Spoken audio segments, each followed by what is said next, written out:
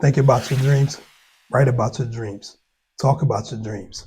But don't just talk about your dreams for the sake of it, because faith without works is dead. I remember back when I was around 7 or 8 years old, being out with my dad in West Philly while he was participating in his dice game.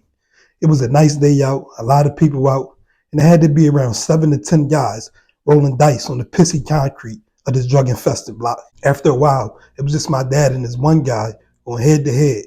Going at it. And until this day, I can remember, this guy had to be losing a lot of money. At least a few $1,000s, because he was furious. Pissed, cussing, yelling, and overall just causing an entire scene. So everyone shifted their attention towards all the commotion. Whole time, my dad says nothing. Then finally, he calmly says to me, "Go to the car." I get about halfway to the car. Now I'm starting to hear even more commotion. So I turns around. The guy's nose is leaking. His shirt is covered in blood. But the most shocking part about it all is he was still running his mouth. And this is what many people do in life. They talk about what they're going to do, tell everybody about their goals, plans, and dreams. Then life comes along, punches them in the mouth with tragedy, hardship, loss, failure, and they never do anything about it. Just give up and keep talking about what they're going to do. Trust me, I hold myself 1,000% accountable. So this isn't meant to be a judgment on anyone. And almost everything I speak about, I'm talking to me first, always. Almost everything I speak about comes from direct and personal experience. But ask yourself, what dreams have you been just talking about just to make yourself feel good? The reason we do this is we're addicted to a hormone called dopamine. But don't just take my word for it. Check out this article published by productivity professor Amy Rigby. Reason number 1. Receiving premature praise for a goal makes follow-through less likely.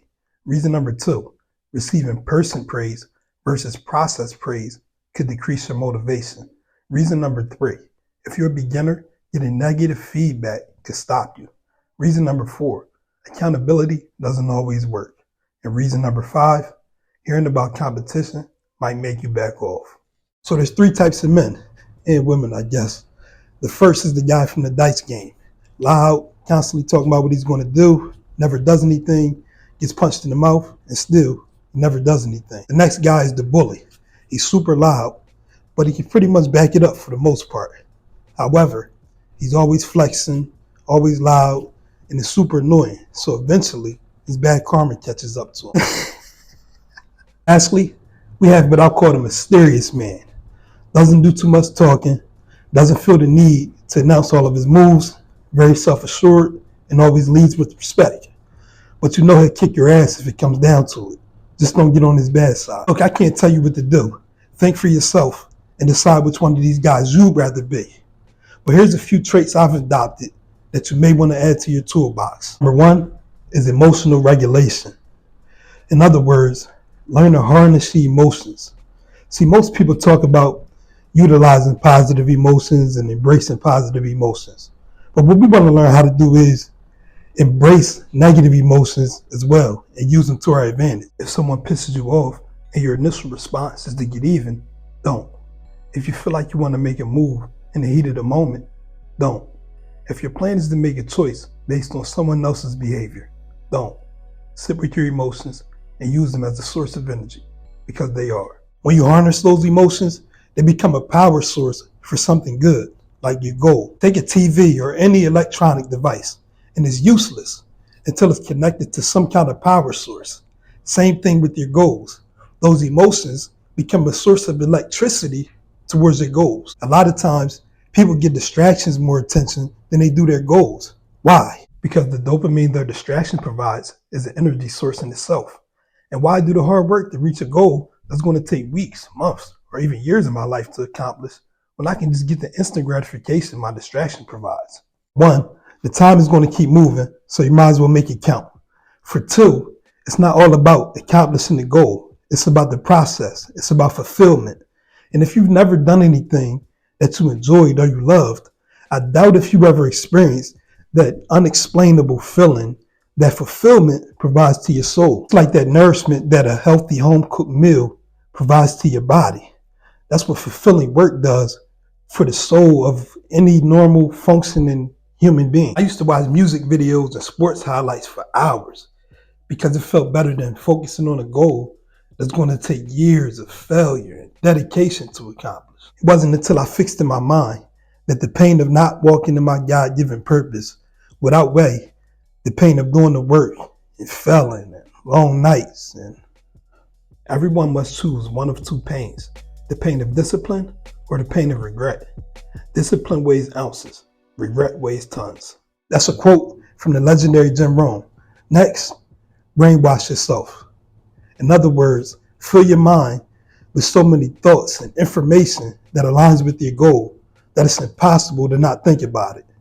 Podcasts, books, like-minded people, etc. Whatever you can get your hands on. One of the key moments for me on this journey was when I realized that I had so many years of my old programming and old conditioning that I had to literally be intentional about programming new inputs into myself and literally ignoring anything that reminded me of my past, or else I would have fell into a miserable relapse. When you do this, you'll start to experience more synchronicities because your mind will start to process all information in only ways that supports your goals and ignore anything that doesn't. It's like that old saying, we don't see the world as it is, we see the world as we are.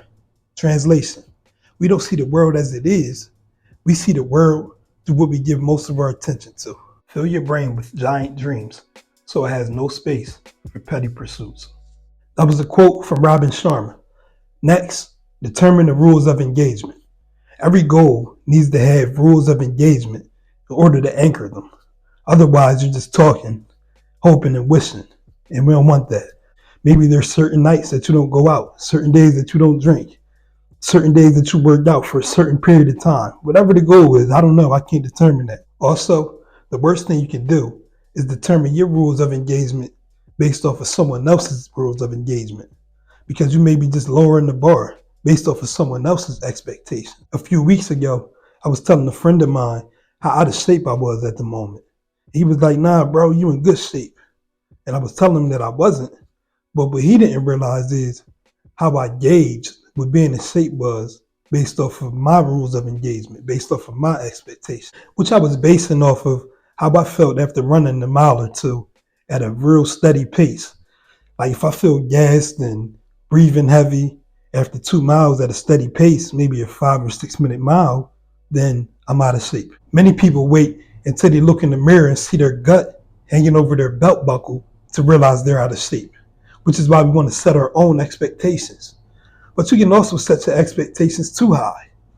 Like I won't want to try to set my expectations or my rules of engagement to the standard of Floyd Mayweather or Tank Davis. That would be stupid. So know when to adjust and always have rules of engagement that support your goals. Now let's do a quick recap. 1 is emotional regulation. 2, brainwash yourself. 3, have rules of engagement that support your goals. And that's all for now. If you do these 3 things, I promise that you're going to have an easier time taking action. I know this from experience. Try it out. Let me know how it works out for you. Drop a comment inside the comment sections. And until the next time, stay true.